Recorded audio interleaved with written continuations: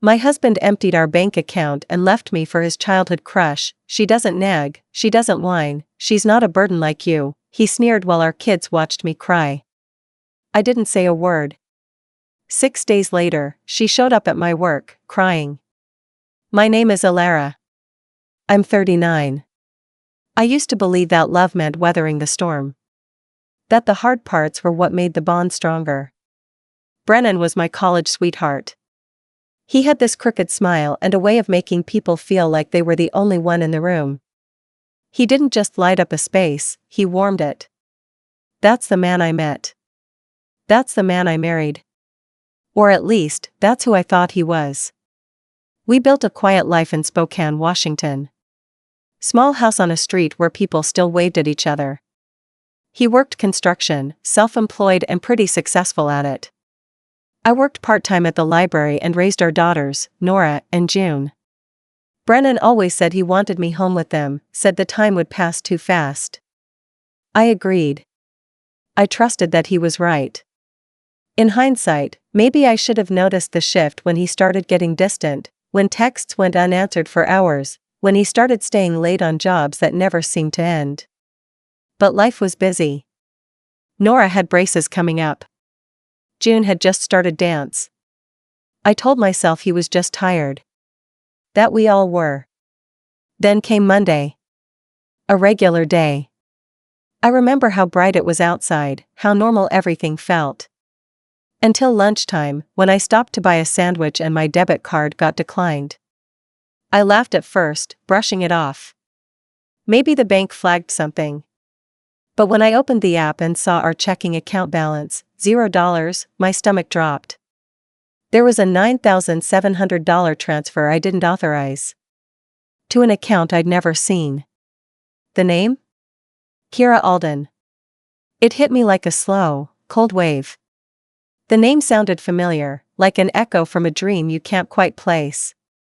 And then I remembered, years ago, in passing, Brennan had mentioned a girl from childhood. The one that got away, he'd said, laughing, tipsy on a rare date night when the kids were at my sister's. I called him. No answer. I texted him. Nothing. At 3:32 p.m., I got a message, don't freak out. I'll come by tonight for my things. It's over. I'm with Kira now. She doesn't nag, she doesn't whine, she's not a burden like you. Don't make a scene. I stared at the words on my phone. Read them over and over. I didn't cry. Not then. I couldn't. The disbelief was too thick, too sharp around the edges. I didn't even know what to feel. I just sat on the floor of the library break room, my sandwich untouched beside me, my hands shaking. He showed up that night with a duffel bag and no explanation. Nora was on the couch doing homework. June had her little legs curled up under her and was watching some cartoon. When Brennan walked in, they both looked up. Daddy? June said, confused. He didn't look at me. Just went upstairs to grab clothes. I didn't stop him. Didn't beg. I just stood there, silent. Then he looked at me, finally looked at me, and said it out loud, right there, with our daughters watching. She doesn't nag. She doesn't whine. She's not a burden like you. It felt like being stabbed and watching the person who did it toss the knife on the floor like it didn't matter. He walked out 5 minutes later. The next few days were a fog. I had to explain to 2 little girls why their dad wasn't around. Why he wasn't answering their texts. Why they suddenly couldn't afford to get takeout on Fridays or go to gymnastics. I could barely hold it together. I opened a new bank account. Made appointments with legal aid. Started figuring out what bills I could delay, what subscriptions to cancel. Every night, I lay in bed listening to my daughter's breathing, and I cried silently into the pillow. There's a kind of grief that doesn't make noise, not at first. It's quiet and suffocating and somehow worse because of it. Then came Friday. 6 days after he left, I was at the library shelving some new arrivals when I heard the front door chime. I didn't look up at first, just kept scanning barcodes. But then I heard a voice say my name, soft, unsure. Elara? I turned, and there she was. Kira. She looked nothing like I expected. Tired. Pale. And crying. Her hands were trembling as she clutched her purse to her chest. Her voice cracked when she spoke again. Can we talk? I don't know why I said yes. Maybe I was curious. Maybe I wanted answers. Maybe I just didn't want to be angry anymore. We sat in the small break room. She was shaking as she told me everything, how Brennan moved in with her the same night he left me. How romantic and spontaneous she thought it all was. How, within days, he changed. Grew cold. Spent her money. Came home smelling like cheap perfume. And that morning, he'd told her he wasn't ready for another family. That he missed his freedom.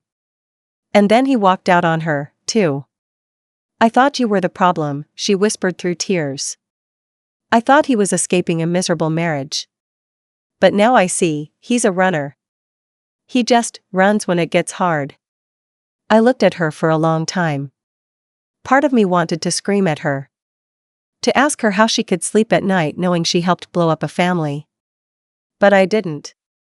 Because somehow, she looked just as broken as I felt. And so I just said, you didn't want to see the truth. She nodded, tears still running. Kira left the library shortly after our conversation. She walked out quietly, shoulders hunched, like someone leaving a crime scene with nothing but guilt in her pockets. I didn't watch her leave. I just sat there, numb, the hum of the vending machine filling the silence. That night, I didn't cry. Not because I wasn't still hurting. But because for the first time I wasn't confused anymore. I wasn't tangled up in the why or the how. I wasn't blaming myself. Something had shifted. I saw Brennan for what he really was, a man who mistook recklessness for freedom. A man who needed admiration more than he needed connection. And I realized, there was no version of me that would have been enough. Not thinner me. Not sexyer me. Not richer, funnier, more patient me. Because his emptiness didn't come from me. It came with him. The days that followed were painfully quiet. The girls were still asking questions I didn't have answers to. Nora had stopped texting him. I think she got tired of waiting for replies. June, on the other hand, still drew him into her pictures, stick-figure families with sad eyes and crooked hearts. I tried to shield them from as much as I could. I stopped talking about the money. Started packing them lunch every single day, even if it was just peanut butter and jelly with apple slices. I made pancakes on Sundays like always. They needed normal, even if it was just the illusion of it. I was operating in survival mode. Wake up. Get the girls ready. Go to work. Pick them up. Make dinner. Answer homework questions. Bathe them. Tuck them in. Cry for 10 minutes in the laundry room. Sleep. Repeat. I hadn't heard from Brennan since he'd walked out on Kira. He didn't call. Didn't check on the kids. Nothing. It was like he just dissolved. I found myself wondering where he was sleeping, who he was conning next. I wondered if he was somewhere telling a new woman the same lies he told us both. Then, one Thursday afternoon, I got a call from a number I didn't recognize. I almost didn't answer, but something told me to. Elara? It was his voice. My heart kicked against my ribs like it remembered the sound before my brain did. I need to see the girls, he said flatly, like we were making a dentist appointment. They're still my daughters. They're not a prop you get to pop in and out of, I said before I could stop myself. My voice was calmer than I expected. You haven't even called them. I've been figuring stuff out, he replied, his tone defensive. I didn't answer. I wasn't going to argue. That version of me, begging, justifying, hoping, was gone. He sighed, then tried again. Can I come by tomorrow? No, I said. Not yet. Why not? Because they're still trying to feel safe again. And you showing up out of nowhere doesn't help. He mumbled something about parental rights and hung up. I stood in the kitchen for a long time, holding the phone in my hand. The fridge buzzed quietly. A fly tapped against the window pane. That was the last time he called for weeks. Meanwhile, the girls and I were building something new. I started picking up weekend shifts to supplement my income. My sister gave us her old TV. A neighbor donated clothes. I swallowed my pride more times than I could count. I applied for food assistance. The paperwork made me feel like I'd failed somehow, but every box of cereal on the table reminded me why I had to keep going. One evening, Nora came into the kitchen while I was making dinner. She hovered by the counter, chewing on her lip. "Do you still love Dad?" she asked quietly. I didn't answer right away. "I love the idea of who I thought he was," I said finally. "But sometimes people aren't who we want them to be. And that's not your fault." She nodded. Her eyes were glassy, but she didn't cry. That scared me more than if she had. Later that night, after they were both asleep, I opened a notebook and started writing. Just little things, memories, thoughts, observations. Writing helped me breathe. It gave me control over something, even if it was just a blank page. Days became weeks. We had good days and hard ones. Sometimes the girls laughed so hard during movie night that it felt like we'd never been broken. Other times, I found June hiding in the hallway with her stuffed bunny, asking if Daddy forgot their address. I started therapy. Just me, at first. Then I asked Nora if she'd like to go. She shrugged, but I scheduled it anyway. Kira texted once. Just a simple, "I hope you're okay. I'm still sorry. I wish I could undo it." I didn't respond. Not out of spite. Just because there wasn't anything left to say. And then, out of nowhere, Brennan showed up. Not a phone call. Not a scheduled visit.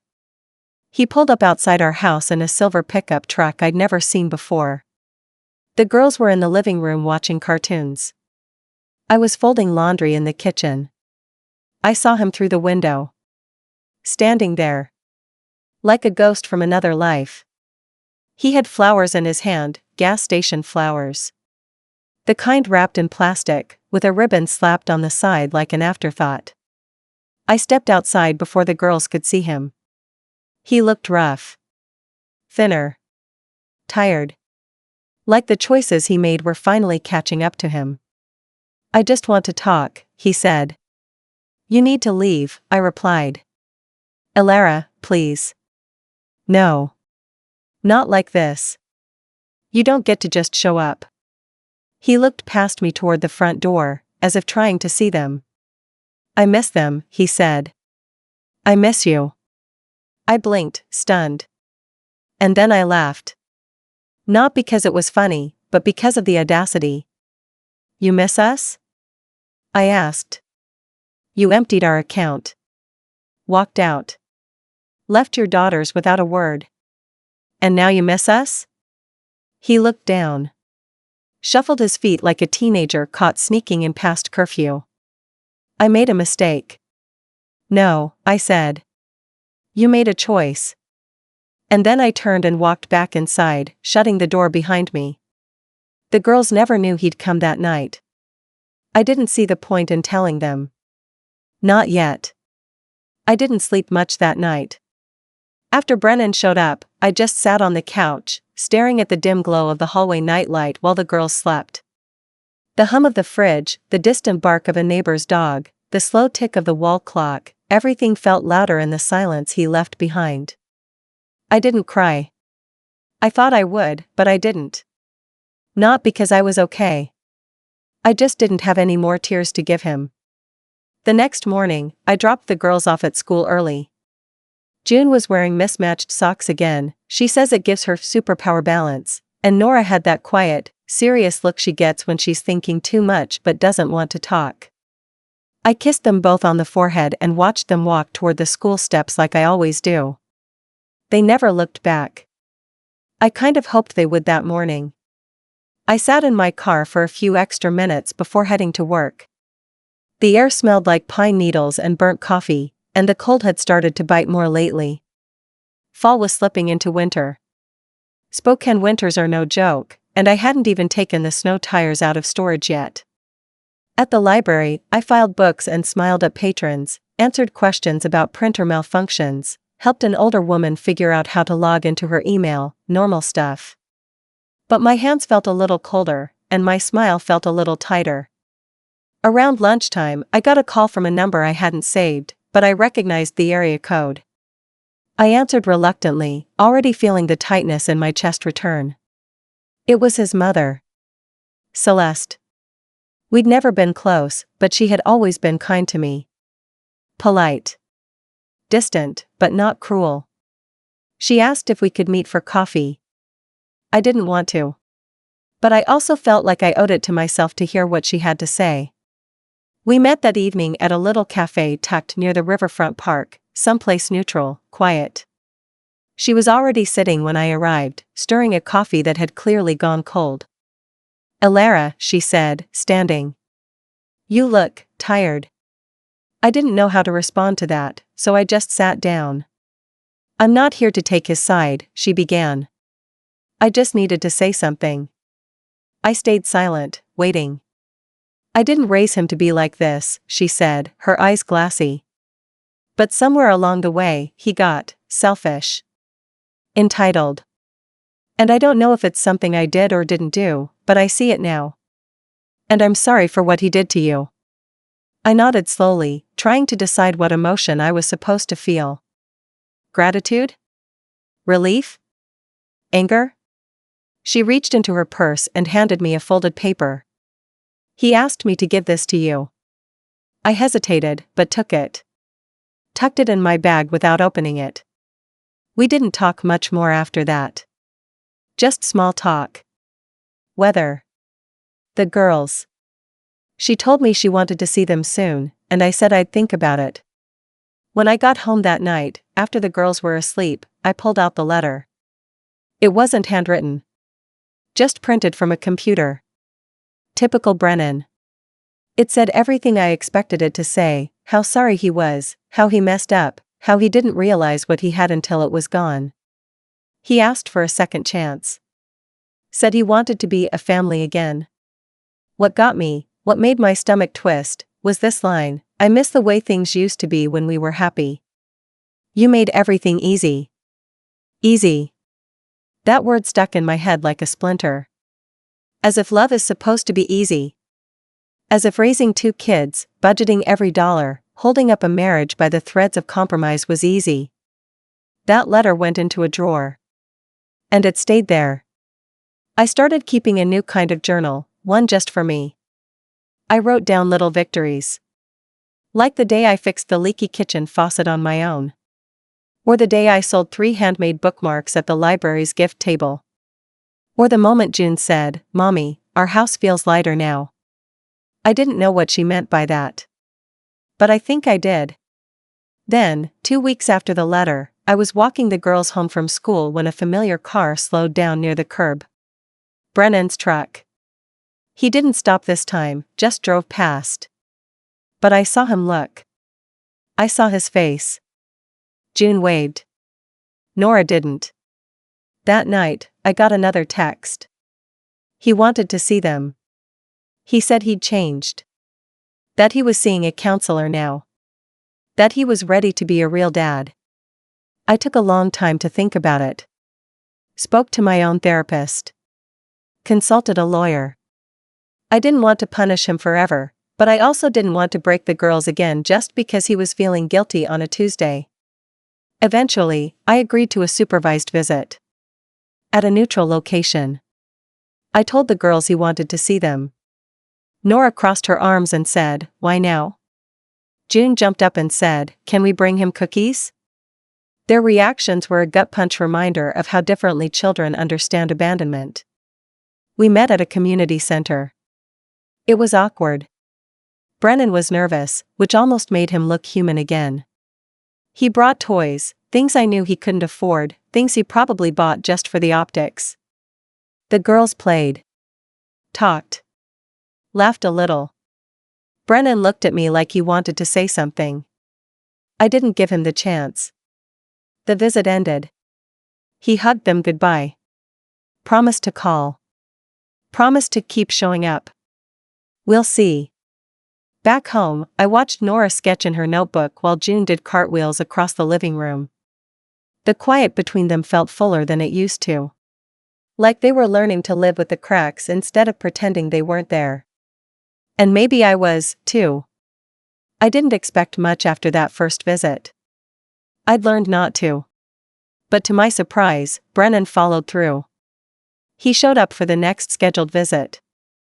And the next one after that. Always at the community center. Always trying to impress the girls. One day it was new headphones for Nora. The next, a glittery backpack for June.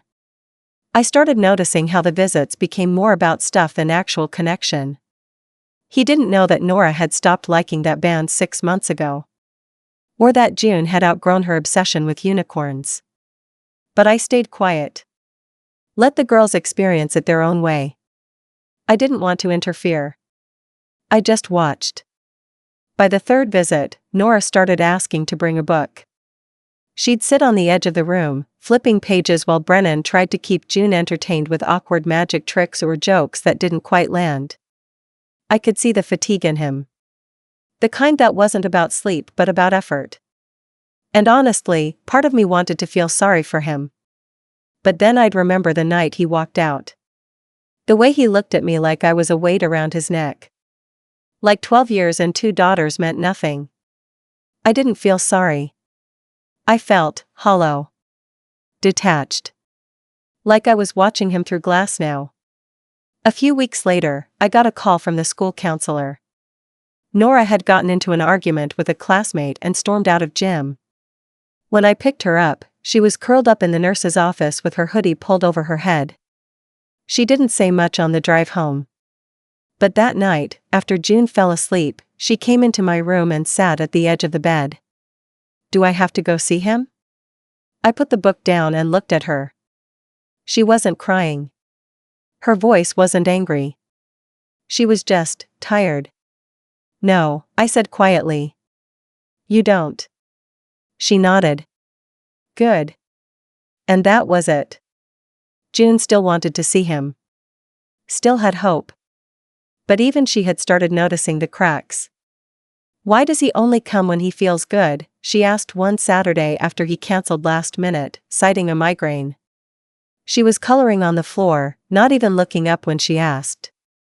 I didn't know what to say. So I told her the truth. Because sometimes grown-ups don't know how to show up when it's hard. She nodded slowly, like she understood. She probably did more than I wanted her to. That winter, we started making new traditions. The girls helped me put up decorations, cheap, handmade ones. We watched the same 3 Christmas movies on repeat. I taught them how to make cinnamon bread from scratch, even though the kitchen looked like a powdered sugar explosion every time. We laughed more. Not constantly. Not like everything was healed. But more. I started taking small walks in the morning. Just 10-15 minutes before the girls woke up. Sometimes I'd just stand by the river, letting the cold air hit my face. It reminded me that I was still here. That I'd made it this far. Then one day, Kira showed up again. I hadn't seen her since that afternoon in the library. I didn't even know how she found out where we lived. She didn't look like the same woman. There was something more grounded in her now. Less polished. More real. She stood at the edge of my porch holding a manila envelope. I'm not here to make things worse, she said, her voice barely above a whisper. I stepped outside, pulling my cardigan tighter. I found this, she said, handing me the envelope. It's not much. But I figured, it's something you deserve to know. I opened it after she left. Inside were receipts, screenshots, and a printed email thread between her and Brennan. It dated back to a month before he left us. Conversations about finally being free, about living the life he always wanted. One message said, she won't suspect a thing. She's so busy being a mom, she barely notices me anymore. That line knocked the wind out of me. I sat on the floor with the papers spread around me. My legs numb. My hands shaking. It wasn't the betrayal that hurt, I already knew he'd betrayed me. It was the calculation. The way he'd planned it. The way he'd watched me make dinner, fold laundry, tuck our girls into bed, all while plotting an escape. That kind of cruelty leaves a bruise you can't explain to anyone else. I didn't confront him. Didn't yell. Didn't call him out. Instead, I gave the envelope to my lawyer. It helped push through the final stages of the custody hearing. A month later, the papers came in. Full custody. Supervised visitation at my discretion. No child support for now, he had no job, no income to track. And that was fine. I wasn't counting on him for anything anymore. Life slowly began to feel like it belonged to us again. To me again. The girls still had hard days. I did too. But something had shifted. We were no longer waiting for him to come back. We were moving forward. Even if it was inch by inch.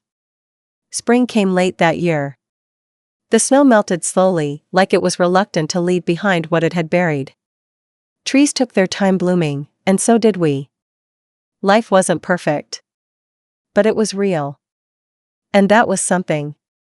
The girls were stronger than I could have imagined. Nora threw herself into drawing, her sketchbook became an entire world of forests, cities, and quiet girls who always came out okay, even when the storm hit. June, ever the little light, took up helping me cook dinner. She even started telling people her new dream was to open a bakery called Mama's Second Chance. I liked that name more than I probably should have. I started taking night classes. Nothing fancy, just bookkeeping, online marketing, basic business management. I wanted options. I wanted something that could be mine. And then, by chance or by something that felt like fate, I found it. There was this little space downtown. Tucked between a thrift store and a coffee shop. Used to be a yarn boutique, now just dust and silence. The rent was surprisingly affordable, and the location was perfect. I scraped together savings. Sold a few things we didn't need. Got a small grant through a local women's initiative and pitched an idea that had been living in the back of my head since the first day I started journaling again. A bookstore. But not just any bookstore. A space for women. Mothers. Survivors. Readers. A place where people could breathe. Read. Learn. Talk. I called it Chapter 2. It opened 5 months later. We had shelves filled with secondhand and donated books, a corner for kids, a reading nook that looked out over the street, and a small tea bar that served exactly 3 drinks, chamomile, peppermint, and one my girls named Fresh Start, a blend we made ourselves. Local authors donated books. Teachers brought their classes. Parents dropped off their kids to browse while they sipped tea and sat down for the first time all week. It wasn't big. But it was beautiful. And it was mine. Brennan heard about it eventually. Of course he did. The first time he came in, I was behind the counter, showing June how to work the register. He walked in like he didn't expect it to be real. Like the stories someone told him couldn't possibly be about me. Alara, he said, as if we were still on speaking terms. June looked up at him and then at me. She didn't run to hug him. Didn't say much of anything. I smiled, tight, polite. This is a business, I said softly. If you're here to shop, we're happy to help. If not, he stood there awkwardly, the weight of his old confidence slowly draining from his face. This place, it's nice, he muttered. It's ours, I replied. He looked around, clearly uncomfortable. The power shift was undeniable. He didn't ask for a second chance again. Didn't try to say he missed me. I think, finally, he understood that the version of me who used to cry in the laundry room was gone. And this version? She had nothing left to give him. He bought a used copy of The Road Not Taken. I scanned it without comment. When he left, he paused at the door, but didn't look back. That was the last time he came into my life uninvited. I started hosting free workshops in the shop, writing nights, support groups, journaling for clarity classes. Kira came to one of them. She sat in the back at first, hesitant, sipping tea. After a few sessions, she started sharing. Turns out, she'd gone back to school. She was studying counseling now. Funny how healing can take root in the same soil that once held your worst memories. Nora began volunteering at the shop after school. She shelved books like it was a sacred task. June would sit at the counter, drawing bakery blueprints on graph paper. We were rebuilding. Not the same life. A better one.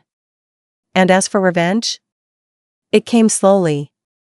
It came every time someone walked into the shop and whispered, "I needed this." It came every time I paid a bill with money I earned myself. It came in the look on Brennan's face when he realized I had not just moved on, I had moved up.